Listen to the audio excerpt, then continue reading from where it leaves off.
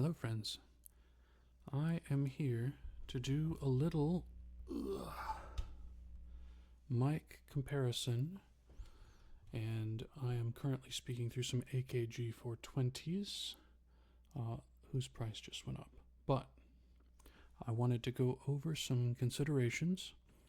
So in the first place, the room I'm in is about 20 feet by 20 feet, or 3, 6, 9, 12, 15, maybe 3 meters by 3 meters, 4 meters by 4 meters, something like that. And it's about 8 feet on the ceiling, maybe. So there will be a little bit of ambient play at work. Also, I believe the heater is running in the background, so if you hear some low-end hum, some of that could be the heater, the central heat going through the ducts. But I wanted to start with just some general tests here, so that it's easy to compare, and you're hearing my voice, which is one of the considerations here. And this is the AKG 420, or P420, I think. Yeah, so this has 3 polar patterns. It has an omni, it has a cardioid, which is the only one I use right now, and it has a figure 8 for the front and the back. And all of this is going through one XLR, which you can actually see over here. There's just one XLR coming up out of that, so there's no possibility of splitting this into left and right. You have to actually buy a right and a left microphone, which drives up your price. So some things that I really like about this one: I originally bought it to be a singing mic. I was going to be doing covers a lot more frequently than I have been. I've only done one cover so far as Prescia Orion. Eventually I might release the drum covers I did 10 to 15 years ago under a different name, but I'd have to see if I can maybe edit my name out of those, internet stuff. But you're hearing my voice, and I think these represent my voice as I hear it in my head when I speak normally the best. Now, if that's an actual proper representation of my physical voice, that's a totally different matter. But in terms of me speaking and hearing through my bone, my own voice, resonating in my own head, this one sounds the closest that I think I've been able to get. And you can hear it's just slightly muddy on the consonants there. But our first test here, we're going to be doing these on all of the microphones. We've got a Japanese ear pick, cheap bamboo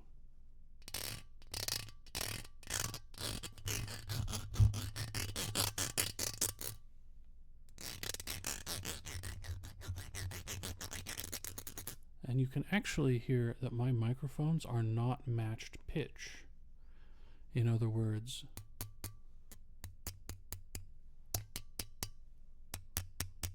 this one's a lower pitch than this one. I think it's possible for you to get a matched set, but from my understanding, this one will actually broadcast my voice as being slightly lower pitched or lower end heavy compared to this one.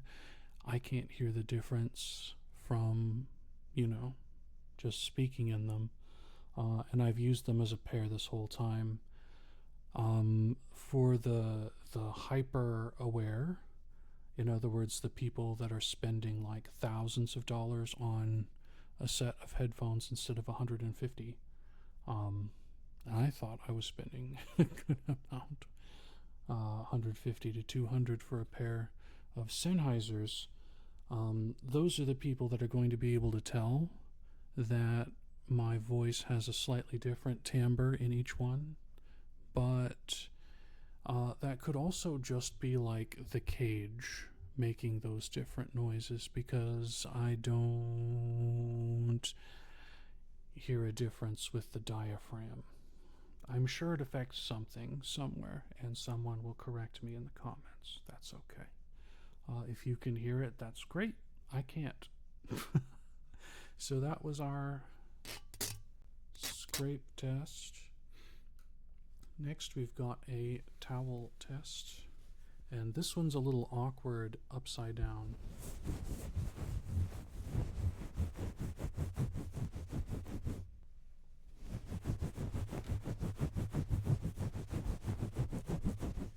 In ASMR and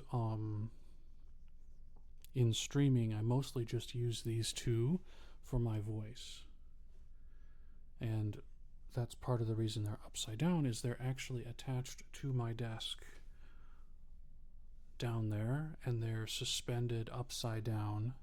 I found that this gave me the most room in my desk to actually have full use of the desk here. So normally there's a keyboard right here and a mouse here, but I had to adjust it. Now we've got our squishy ball. You can see there's a bunch of boba-like balls inside of there, and this thing is leaking, so I got to throw it out pretty soon. But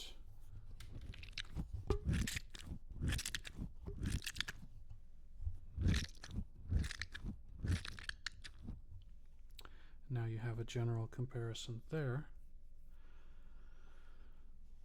What else? Glasses case tapping. We have standard from the early 2000s, I believe, glasses case. Kind of a nicer one. It's got the felt inside.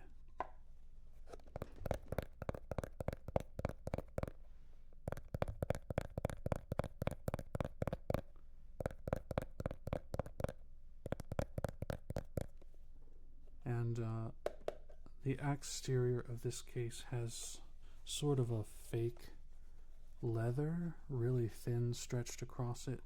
It might just be the way the plastic is cut up, but I really like this thing. It just came with a set of glasses.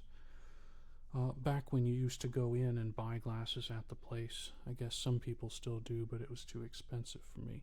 Anyway, AKG 420s are $400 for a pair. It got a little more expensive since the last time I looked or purchased them. I think I purchased mine a year ago, maybe 2 years ago. And it's an easy enough matter when I'm streaming, if I'm using these, to set them combine the two into a mono, so you'll hear it equally in both, almost as if I'm standing in front instead of left and right. But I thought this was a great way to start off with these two, so that y'all could hear what I've been working with for a while. And I will definitely be in the future recording either with this or the Movo. I'm gonna have to probably stick with these because these are a little clearer. I think the Movo sounds just slightly muddy, but the Movo does well. We'll get to the Movo in next. Actually, let me mute here.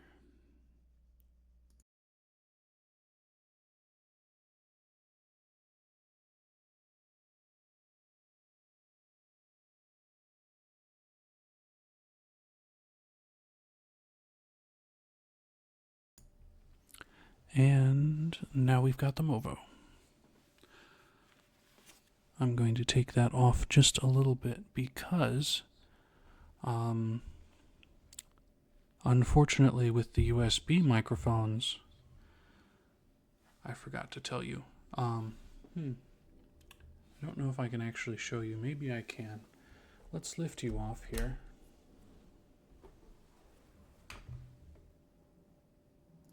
So this is my PreSonus Studio 1824C. It has 8 external inputs, 6 on the back and 2 on the front. It also runs my headphones out through them. Let me put you back here and then continue talking. Okay. So, unfortunately, the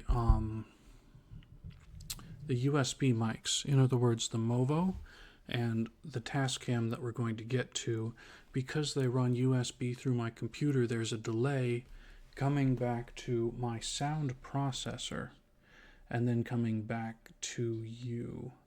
You actually, because I think Streamlabs is also a sound processor, so it's processing the sound for you faster than it is for me. So I'm monitoring the sound with a slight delay as it gets USB'd to the PC and then USB'd over to the PreSonus and then it comes out through the headphones to me. So it's a little bit distracting. And it's better in this case if I do not. You can hear there's a clear left and right, but they are pretty well muddied together here because it is 2 capsules in 1 microphone. And let's go on with the scratch test.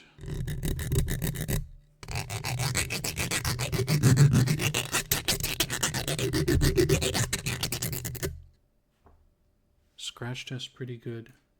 I mentioned in the other video I really like the cage on this microphone because it's a lot looser density than the Blue Yeti, and as a result you get more of a rasp when you scrape it.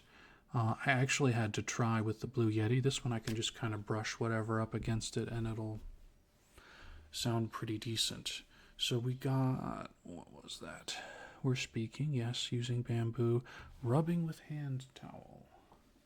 I hope I have it tuned right.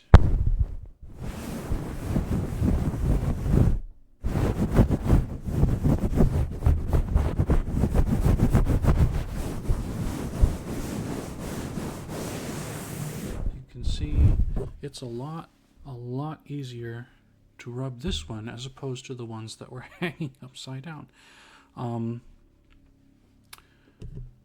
Let's see, we got the towel, tapping, hard glasses case, and a squishy ball. Let's squish. I make this face because it's disgusting but satisfying. Am I right? Am I wrong? Yeah. Then we've got our glasses case.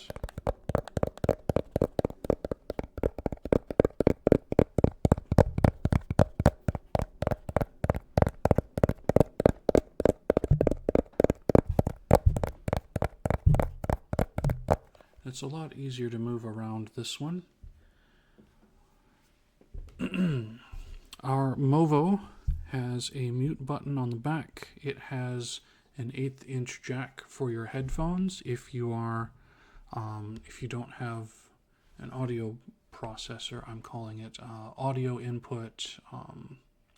It has another name.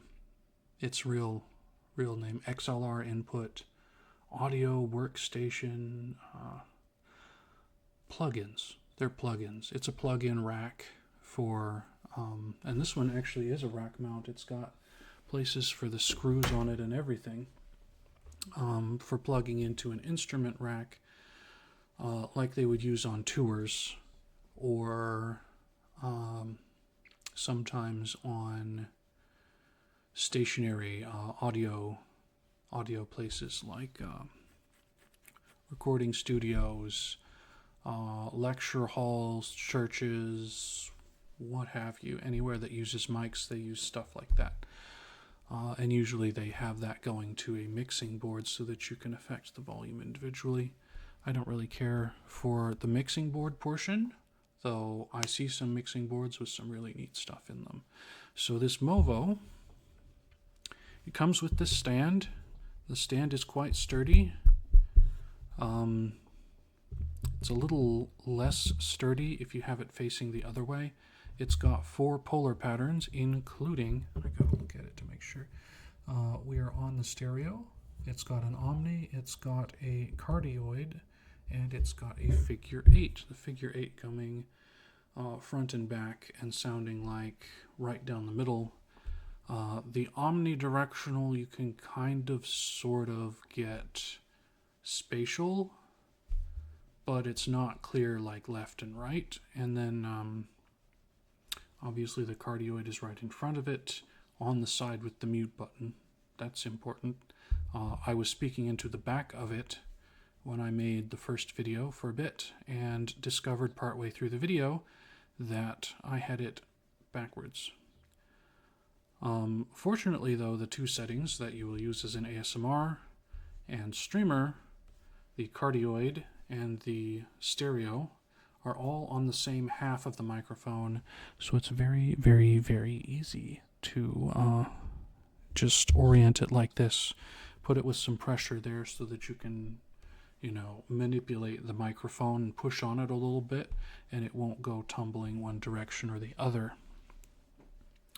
Now, I've become very fond of this, and I've used this for streaming the past couple days, and I really like it because the way it's built, I think it's probably got a circuit board in there and some amplification that I can get, but it's more difficult to get through my PreSonus because, yeah, it's, I don't know, self-sustaining, so it doesn't need as much power.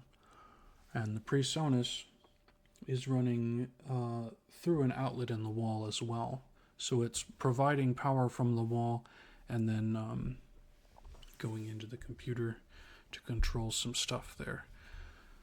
What else have we got for notes? Large capsule captures the lower end quite well, and you can actually hear my lower end in my voice a little better when I'm closer. For polar patterns, it's a little muddy, but that's not necessarily a bad thing. It creates more of a warm sound, which, if you're streaming, is generally good. So, like, my voice is naturally fairly warm. It doesn't cut through, it's not abrasive. So this gives me just a little bit of clarity without removing any of the warmth. And the warmth coming across is something that I think helps with the audience and paying attention to you for long periods of time. Could be wrong. So let's go next. Next.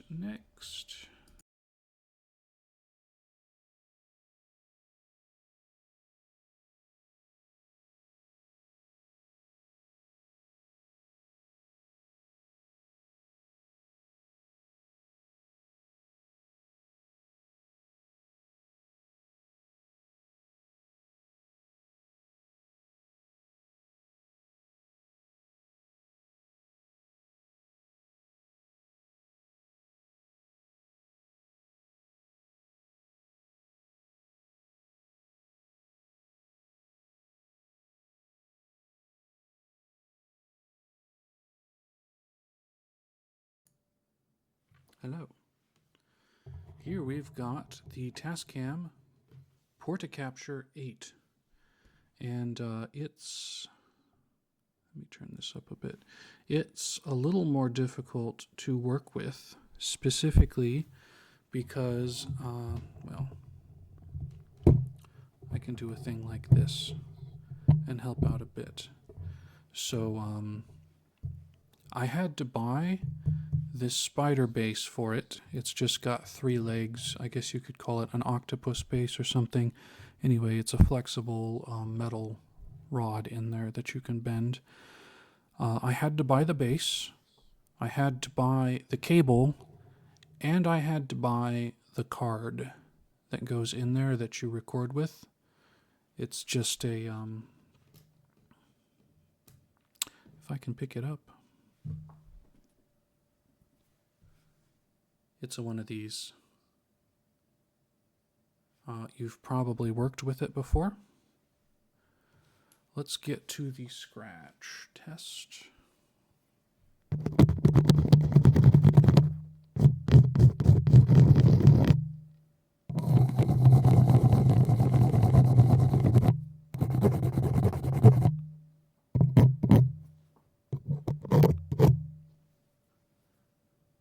Again, this one is USB, and my PreSonus does not have a way for USB to go in there, otherwise I'd be running it through the PreSonus. But you can also hear that it's got pretty good audio isolation, not fully isolated because I've got them in an XY pattern. Now you can move these so that they're facing outward. I'm trying to remember what that one was called. I remember this is called XY. Audio engineers, help me out. But basically, both of them are good for adding stereo depth to whatever you're recording. And I just happen to like XY a little bit better because I can go back and forth to the ears with some bleed over in between, and that's what I like. So we had that. Let's do some.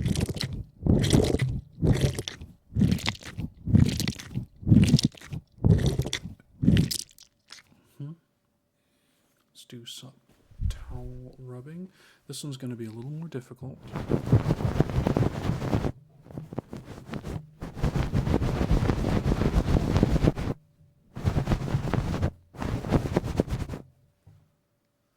Just the tip of the finger was enough.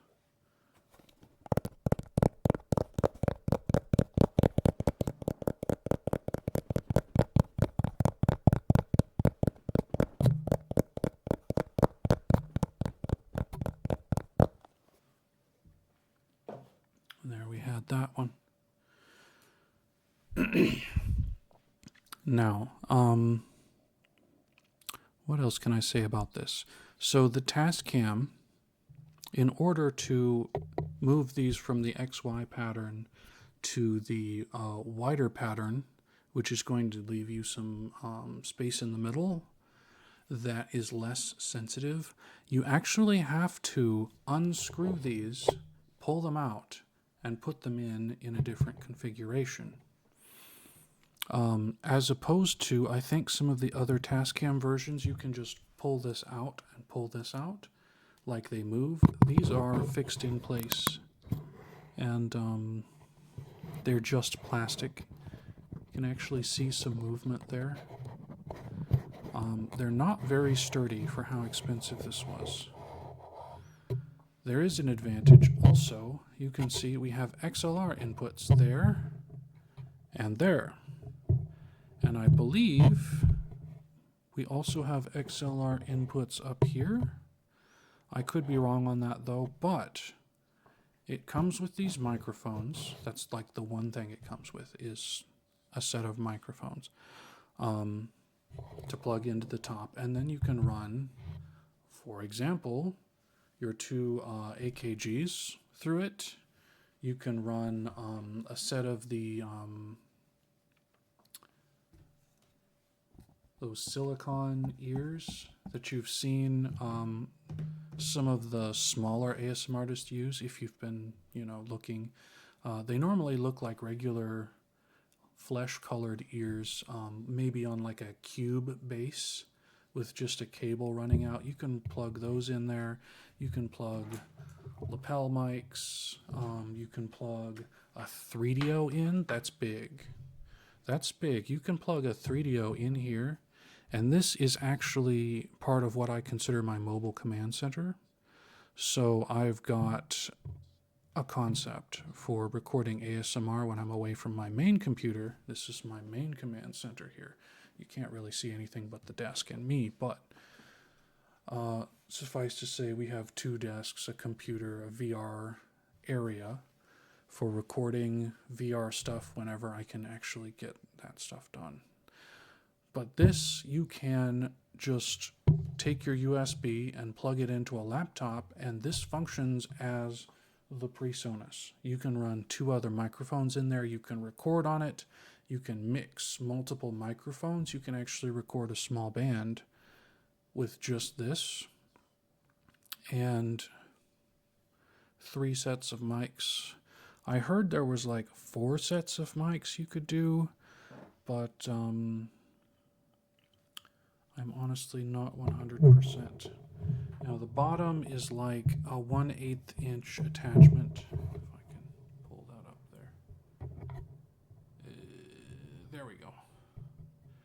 This is a little wider than it is, but mostly what I use this microphone for is tapping. I like to turn it toward the desk and tap, and that way I don't have to reposition any of my other mics to do so, and the other mics that rest on things that I have to actually pick up to do stuff with, and I'll introduce you to some of those in a minute. Those microphones will pick up rumble from the table noise, which can be a good thing, and it can be a bad thing. But this Tascam, I can point it at the desk, I can drum on the desk. It's great also for taking places. Like recently I took it into my bathroom over there, and I recorded the sound of water in the shower, turning on and off the faucet, turning on and off the vent fan, and I use that as backing ambience for an ASMR themed around taking a shower. I think it's one of my least watched ones, probably because people were weirded out about the title.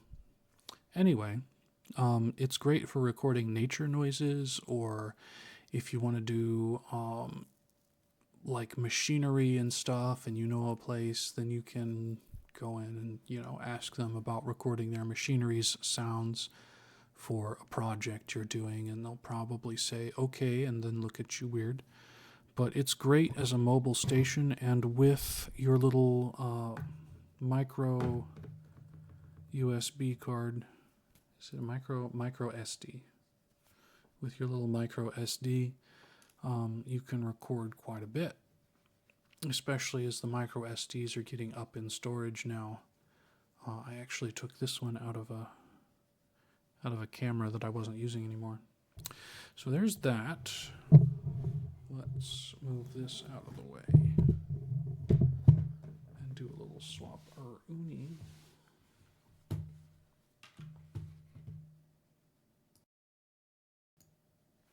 Oh, your Tascam is $369.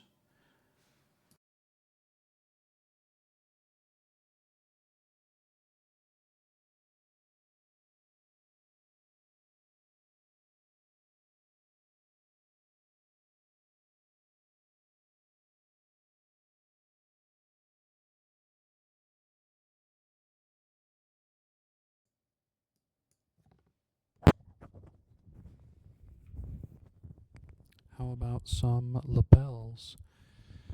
Lapels. I should, do I have it?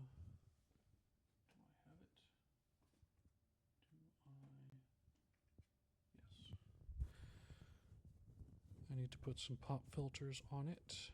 These are very, very, very sensitive to pops. Yes, I just have a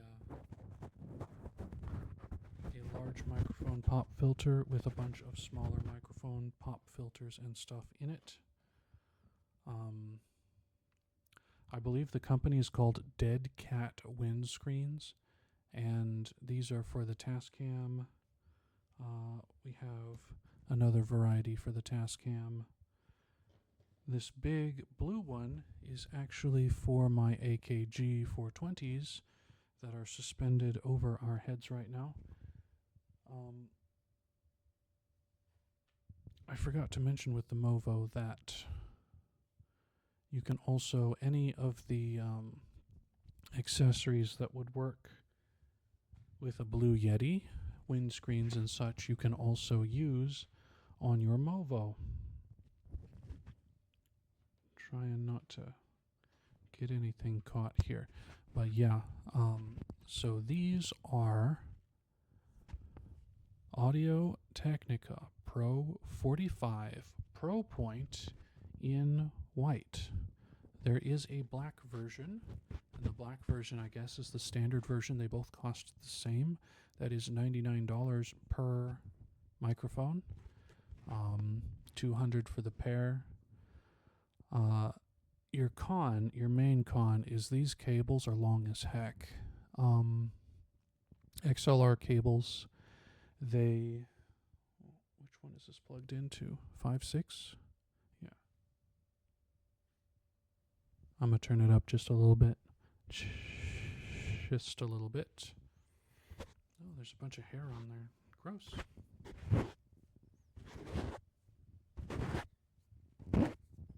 Anyway, speaking into them,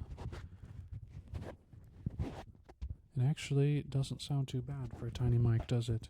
Not too bad at all. And the fun story of these is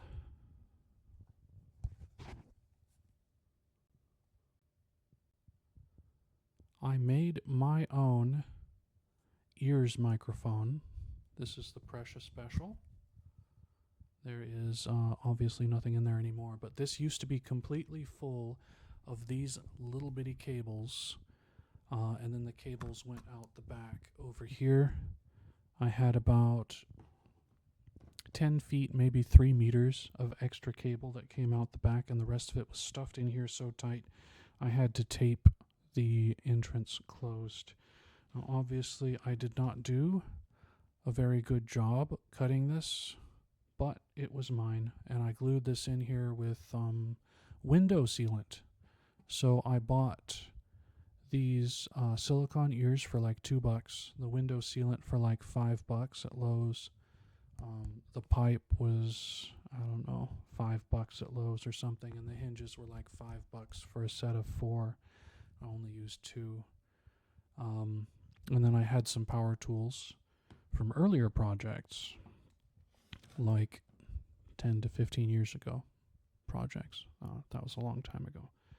Anyway, it was fairly successful, actually. I was able to use massaging oil on it, and those other like ear cupping I was able to do. And these, because I cut the holes out of the ears, yeah, I actually, like with a knife, I dug out that hole very, very carefully. I should have just drilled it, to be honest, but I was afraid that the silicone was going to catch and start tearing.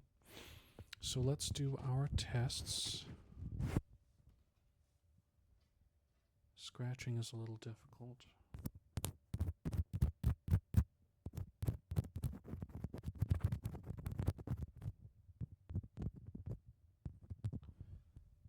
It's a little difficult because you can see on the tip that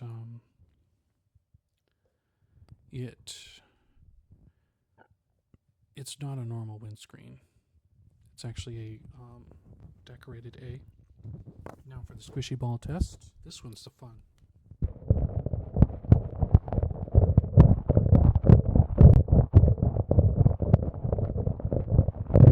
You can actually put these inside the squishy ball. Next we've got the towel.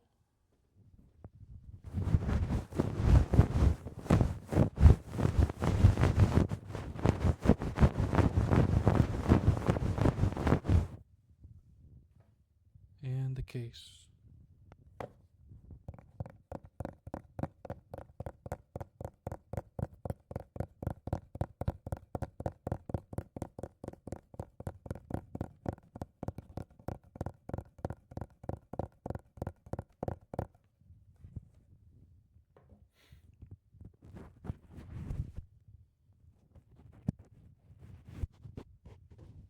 I believe I had to buy the windscreen separate, but they weren't very expensive.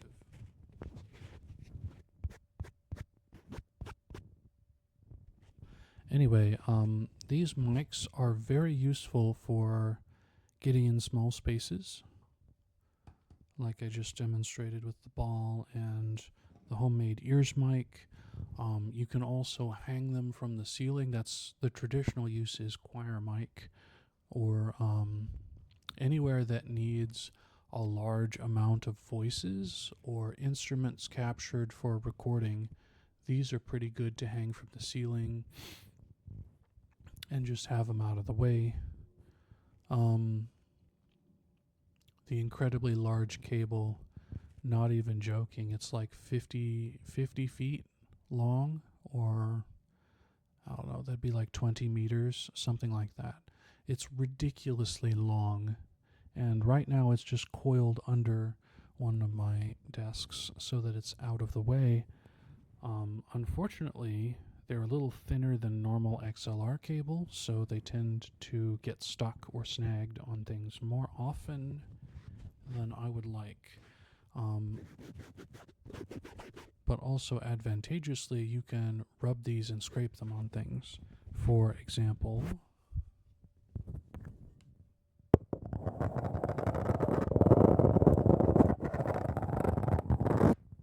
or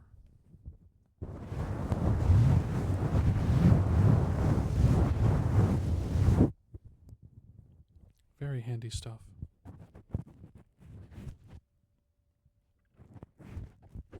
Yeah, anything you can poke, scratch, tap on generally, you can rub these on and get a interesting up-close effect.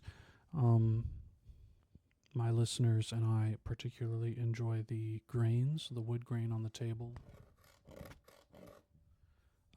scraping along there. I scrape this along other microphones a lot of the time too. So in the last session we had the Movo, and I was scraping along the Movo. We had like one of the covers on the Movo, and the fuzzy cover, and I was scraping these inside of the fuzzy cover, so it was getting a lot of fluff that the Movo was picking up left and right, and the Audio Technicas were picking up left and right, and it created this whole environment of fluffy, fuzzy ASMR goodness. So this actually, I think, works very well as a secondary mic in a setup, personal opinion, where you can do multi-miking tricks, experiments, techniques with these that you couldn't necessarily do with like two Movos. If you got the two Movos, I guess you could make them kiss. But yeah, that's these Audio Technica Pro 45 Pro Point. $200 for the pair of them.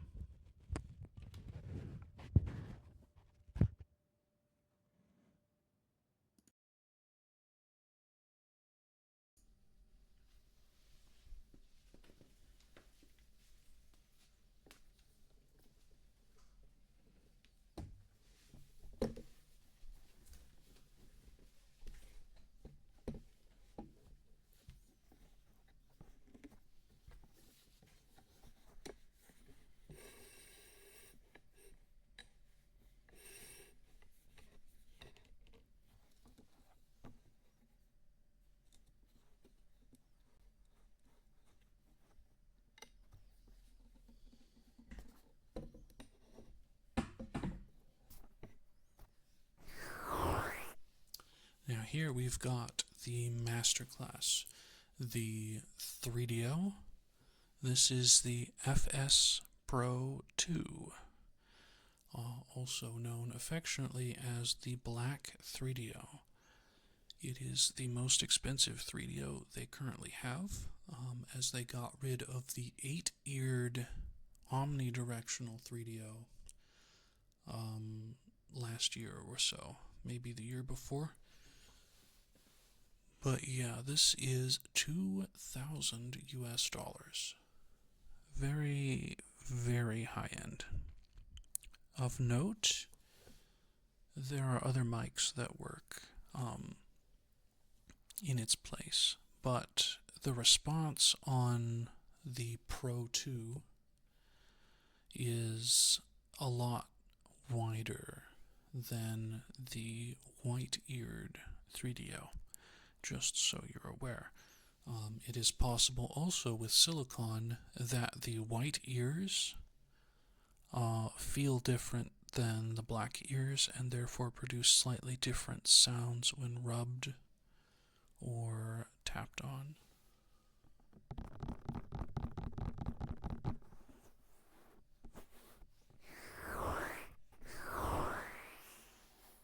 But they will generally be the same. So one of the things that's very interesting is that it does isolation very, very well. So if you want just one ear, or if you want just the other ear, you can get more of that with this until you start going backwards, and then it's basically mimicking a human head without any of the extra stuff. It comes with a bass roll-off that I don't use, because why would you want to roll off the bass in your own voice? Unless you were wanting things to be like super, super, super crisp. And it comes with a 9-volt battery inside that a lot of people forget about. And then they're warming up for ASMR and their 3DO doesn't work and they panic. There are two semi-equivalent companies. SR3D works very well. I have a funny story to tell you about that. And there's another one that just came. SR3D is from the UK. 3DO is from the USA. And this other company that just started is from Japan. So import fees you got to think about as well. You might be paying as much as the mic cost in import fees, but probably not as much as this one cost, because this one costs an arm and a leg. But I had some extra money from like after taxes or something, so that's where this one came in for me, is my tax return basically completely gone. So we got some scratch.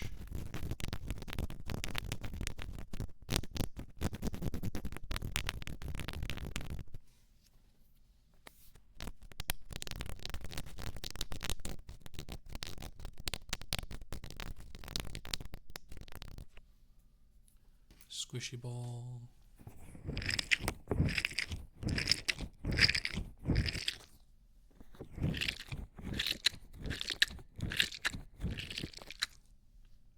We have towel.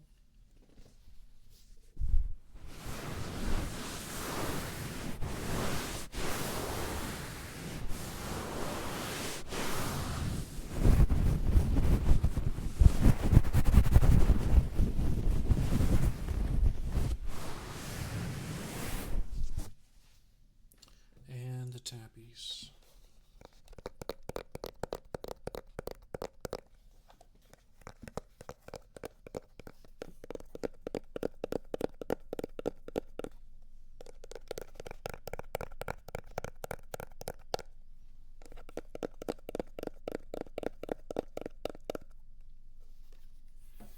This is obviously the crispest mic that I've got.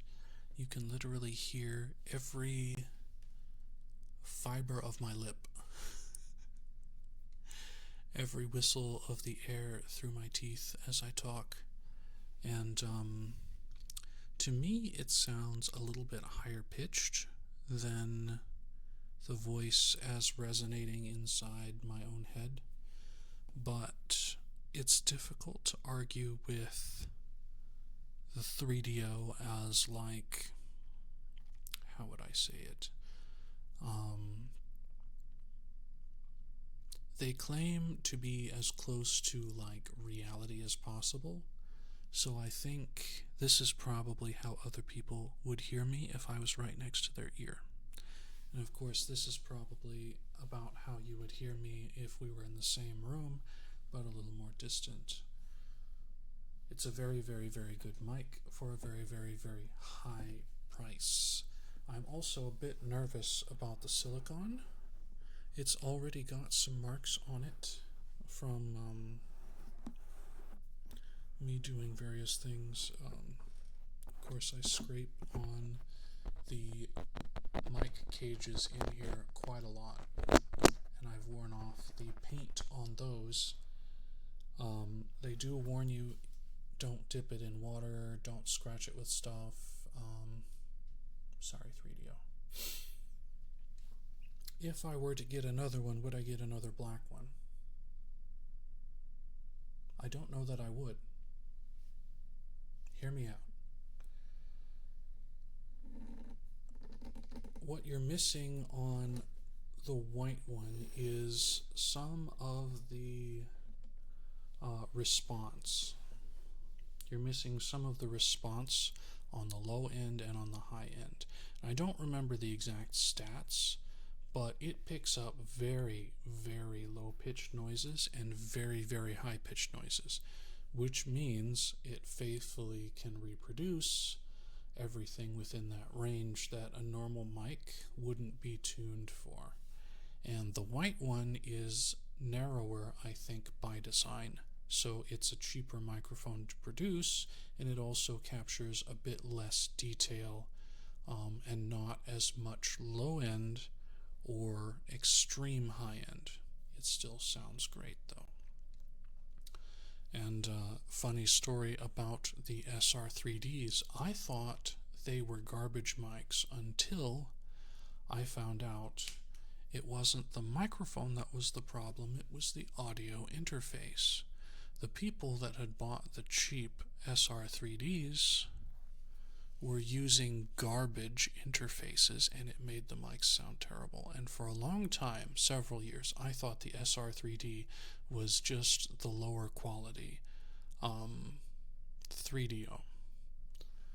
And then I started finding people that swore that the SR3D was better than the 3DO, and I was so confused until I heard them using it through a decent audio interface. One of them used it through a Tascam, another used it through her computer, and it sounded fantastic.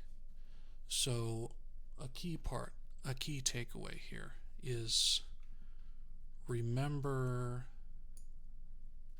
to get a decent interface when you are recording ASMR, or people will think your microphone sounds like crap.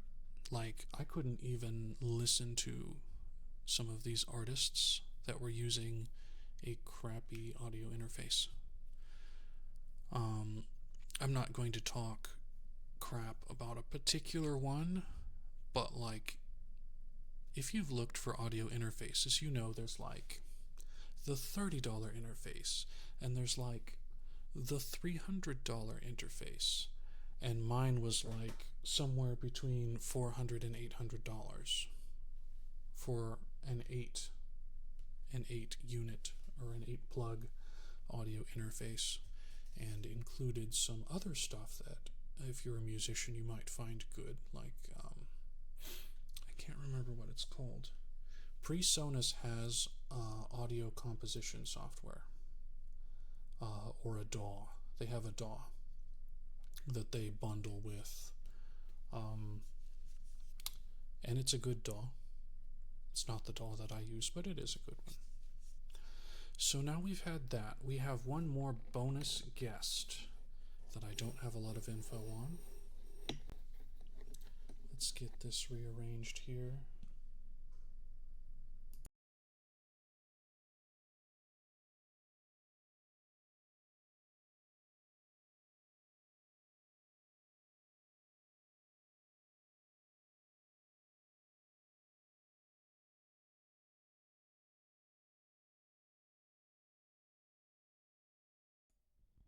Hello, hello, hello, hello, friends. I feel like I need these to be a little more sensitive.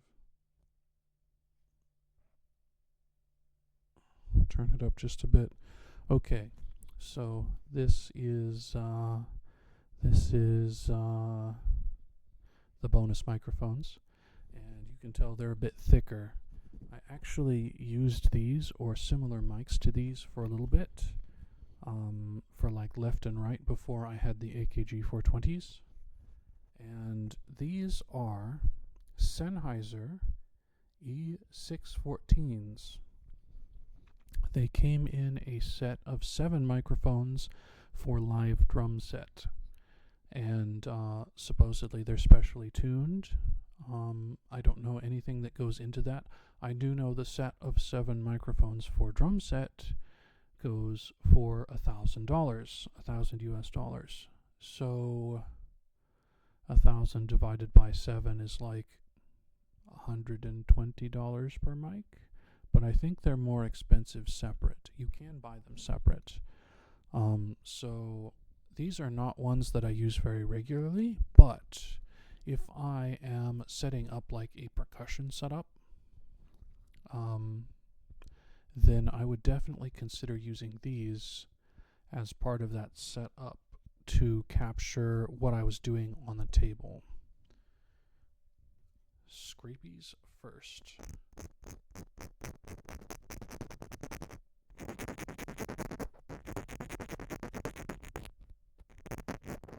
It's very difficult to get these kind of tuned up to the rest of them because they're designed to be used with drum set cymbals, and when you're hitting the cymbals, you're really hitting it. So I think they were designed to be a little less sensitive than normal. Let's do our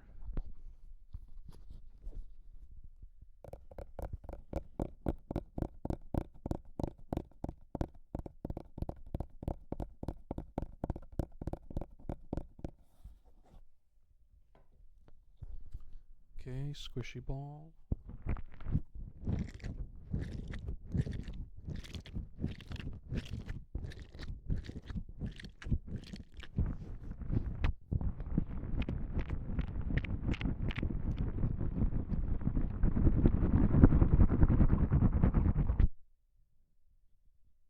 Not bad. Towel.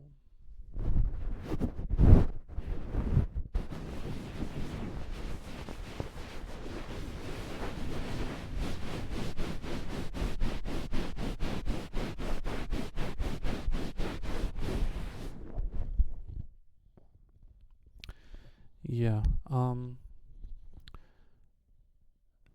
there are some mics that are similar to this that I would, I think, recommend before these, but these work for general ASMR.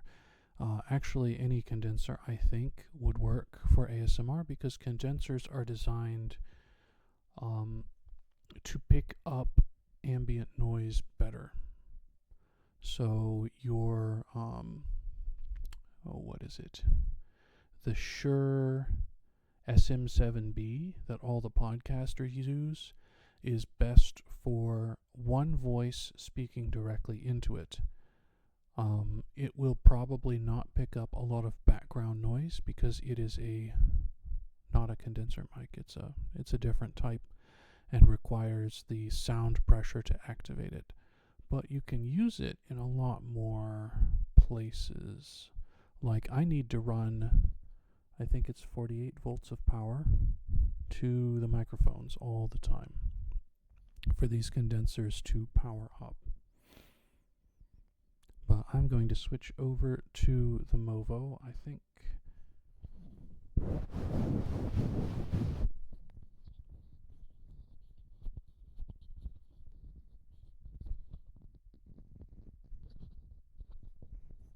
And then we'll be done.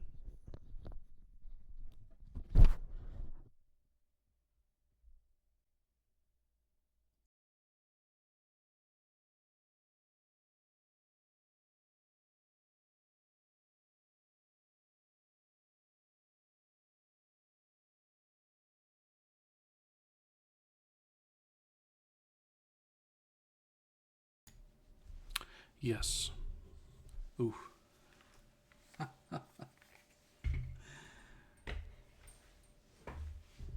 Yeah, I forgot. It's even more of the delay in monitoring for me for Movo friend here. I swapped over to the cardioid pattern just for funsies as we make closing remarks here. So we've got all these different types of mics. Which one's best? I'm going to do the YouTuber cop-out and say it depends on your situation. So each one of them, I kind of told you a little bit about how I use them. And I think that's important to hear how other people are using stuff because, for example, this AKG P420, it sounds amazing with my voice, I think, but it's listed as an instrument cabinet microphone. In other words, it's supposed to be strung up in front of a guitar cabinet to capture guitar sounds. Now, you can reasonably infer that if it's capturing a guitar sound, which goes, within this certain range, that it can also reasonably capture a male voice, which is in a similar range. I should say a male baritone tenor 2 type voice, which is what mine is. So it will have high end that it will probably never use with me, but we all have different stuff in our voice. I've gone on a tangent, but that is to say, each one of these can work if you save up for it in your budget. And in the case of the 3DO, you have multiple other options now from different areas of the world to help you with import fees a little bit.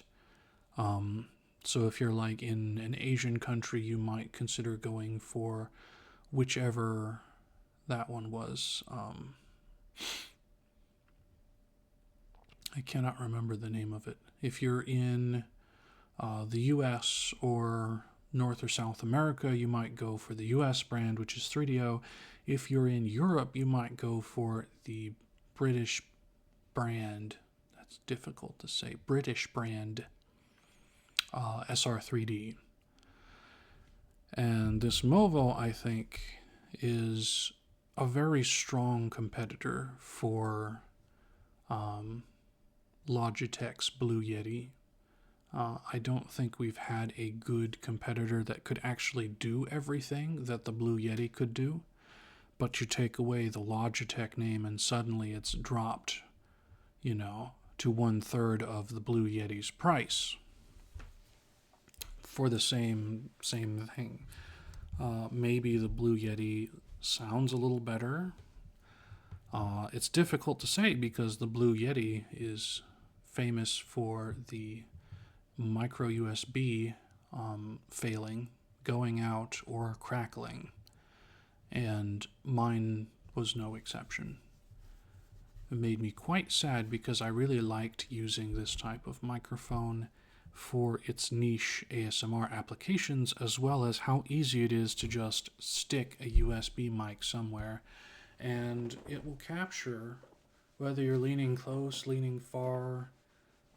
It's got a lot more headroom.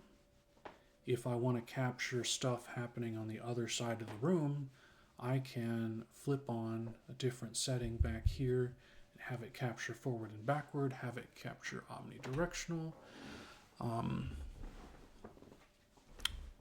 But don't be limited just by what the microphone companies or other people tell you the mic can do. For example, nobody told me that choir mics could be built into a do-it-yourself ears mic kit out of a PVC pipe with silicone ears and window sealant.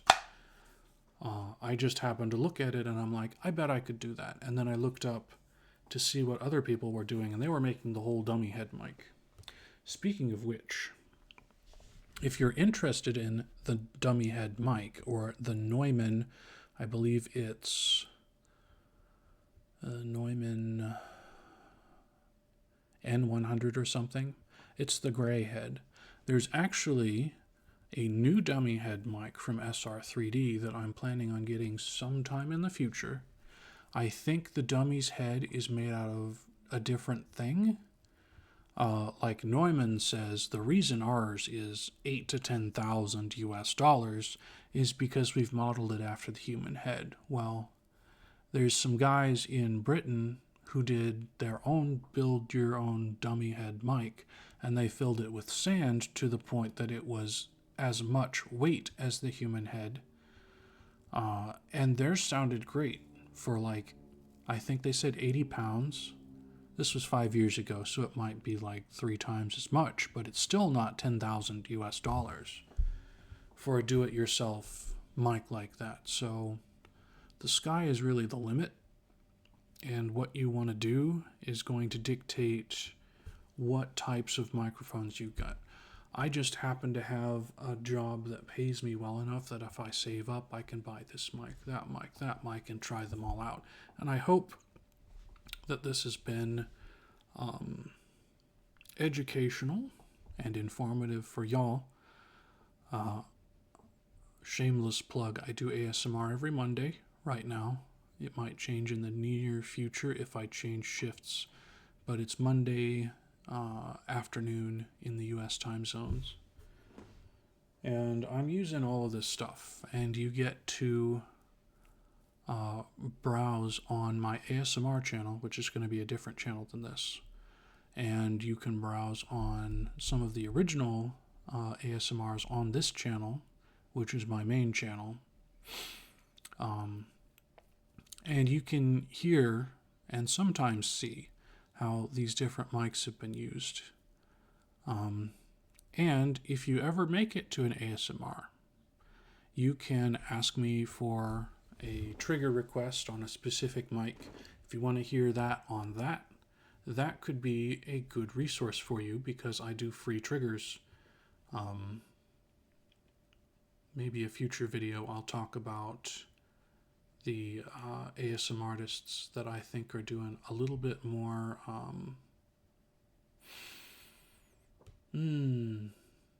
don't know. I don't think that it's good to monetize every aspect of it, but some people have successfully monetized every aspect of ASMR to the point that they just sit there and don't do anything if you aren't paying them to do it. And I'm like, but anyway, that's been a short demonstration of my current mics. If you have questions, please leave them in the comments down below. I try and respond to every comment pretty quick. If it's a rude comment, it might take me a while because I'm figuring out should I respond to this? Is this a real comment, or are they just being rude for no reason? Because we're all human, and I do things the way I do things, and you do things the way you do. And sometimes our paths will XY, just like the Tascam. Have a good day, y'all, and I hope to see you soon.